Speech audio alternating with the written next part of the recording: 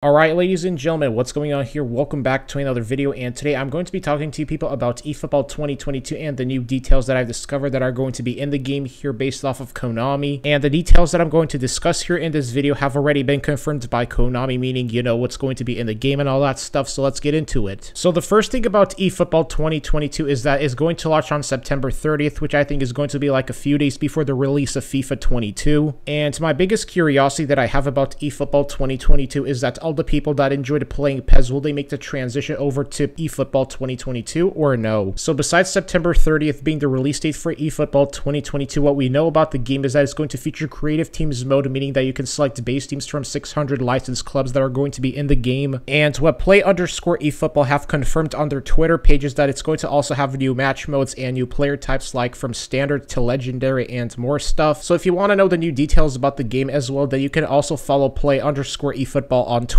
But I'm also assuming that they are going to be releasing even more details about the game in the coming weeks leading up to September 30th. And when it comes to the mobile version of eFootball, what play_eFootball have also said on their Twitter page is that it's been overhauled in Unreal Engine with new features and experiences, and it's going to be delivered as an update to the already current existing PES 2021 app that many users use. So that means that they're going to be able to carry over many items from that app onto the eFootball one once it comes out. And what they've also said is that a small sample of the future updates are going to include edit mode and the PlayStation 5 haptic feedback and adaptive trigger support. It's also going to feature advanced ball trapping, and it's going to include power pass, power shot, and other special kicks that you can utilize in the game. And it's also going to feature mobile controller support and full cross-platform matchmaking from PC, console, and mobile. And on the Konami website, they've also included a roadmap of what you can expect in the game and all that stuff for early autumn, for autumn, and for winter. Now, for the early autumn update, what it says here is that they are going to release an all-new game engine rollout, and you can play local matches using renowned clubs like Barcelona, Bayern, Juventus, Manchester United, Arsenal, and a couple of the other clubs. And one other feature that they are going to include in the early autumn update are cross-generation matches. That's right, which means that you can play PS5 versus PS4, Xbox Series XS versus Xbox One. And as for the autumn update, what they are going to include are the online leagues and the team building mode. And the second thing they are going to include are cross-platform matches, console and PC, which means basically PlayStation versus Steam versus Xbox. And they are also going to include a match pass system. Now, as for the winter update, what it's going to include is the esports tournament kickoff for cross-platform matches, console, PC, and mobile. And it's also going to feature mobile controller support. And one of the main features that this game is going to have are trial matches where you can play offline matches against humans or AI opponents using the 9 teams. Besides Barcelona, Bayern Munich, Juventus, Manchester United, and Arsenal, you can also use Corinthians, Flamengo, and Sao Paulo, which are 3 Brazilian clubs, and River Plate, which is an Argentine sports club. And under the events category, it also says that you can play online PvP matches and complete mission objectives to earn rewards. And the way how the cross-gen matches is going to work is that you can't, for example, do PS5 versus Xbox Series X or PS4 versus Xbox One. It's only going to be available if you have a PS5, then you can play against a PS4, and vice versa for the Xbox. Now, this does seem a bit puzzling, but I guess that's just the way how Konami are going to release the feature. And the platforms that this game is going to be compatible is PS5, PS4, Xbox Series X, and S, Xbox One, Windows 10 on PC, and Steam. Now, this time we will be covering the features for the Autumn 2021 update. Now, as for the creative team, it says here that build your own dream team and face off against users from around the globe. Sign players and managers that fit your chosen formation and tactics and develop them to their full potential. In eFootball 2022, you'll be able to target the signings you covet the most, and you can also develop the player as you see fit. This all means that when a final whistle is blown, it rests on your shoulders whether you step off the pitch winners or losers, so get out there and make your dream team a reality. So while this feature seems pretty cool, the question is, are you going to be able to use legend icons like Pele, Zidane, Ronaldinho, or Maradona? Because obviously I hope that you're going to be able to have the option to use legends as well. Now, as for the match passes category, there's a little asterisk here that says that it's going to be scheduled for implementation at a later date, but it says here that with every match you play, you'll have the chance to earn rewards like the nominating contracts, which allows you to sign a player of your choosing among other items. You can also purchase an advantage match pass using eFootball coins to get even more items. So right off the bat here, we can see that this game is going to feature microtransactions, and the thing is, microtransactions I feel like are going to dominate the game industry for like the next probably, I don't know, 20, 30 years. Now, as for more information about the objectives, it says here that you can receive amazing rewards for completing objectives. Each objective will have its own reward, so make sure you do your best to complete as many as you can. If you want even better rewards, try completing the premium objectives, which are unlocked using eFootball coins. Now, the objectives and the premium objectives here are divided into 3 categories. The first one is basic objectives, the second one is weekly objectives, and the third one is campaign objectives. Now, as for the contracts feature in the game, it's going to feature 2 things, chance deal and the nominating contract. The chance deal allows you to sign a random player from a list of players tailored for this deal, and as for the nominating contract, it's going to allow you to sign a player of your choosing from a list of players already tailored for this contract. As for the virtual currency category, it's going to be divided into 3 things, eFootball coins, GP, and eFootball points. Now, the eFootball coins is going to be an in-game currency that you can use to sign players and purchase advantage match passes among other items. As for GP, it's going to allow you to sign players and managers, and as for the eFootball points, it's going to be in-game points that you can use to redeem for player signings and items. Now, as for the player types, it's going to feature 4 types, standard, trending, featured, and legendary. The standard feature is basically players that are going to be based on their performance during the current season, and this does require player development, and the way how you can sign this is by basically eFootball coins, GP, or chance deal. As for the trending feature, it's basically players that are based on a specific match or week in which they put on an impressive performance during the season, and it does not require player development, and the way how you can sign them is by a nominating contract. As for the featured options, basically hand-picked players that are depicted based on their performance during the current season, and this does require player development, and the way how you can sign them is through eFootball coins, chance deal, or eFootball points. And for the last one, it's legendary, which is basically players are based on a specific season where they had a stellar performance. This also includes retired players who had a brilliant career, and this does require player development, and the way how you sign them is eFootball coins, a chance deal, or eFootball points. Now, it says here that the way how you sign players is going to depend on the player's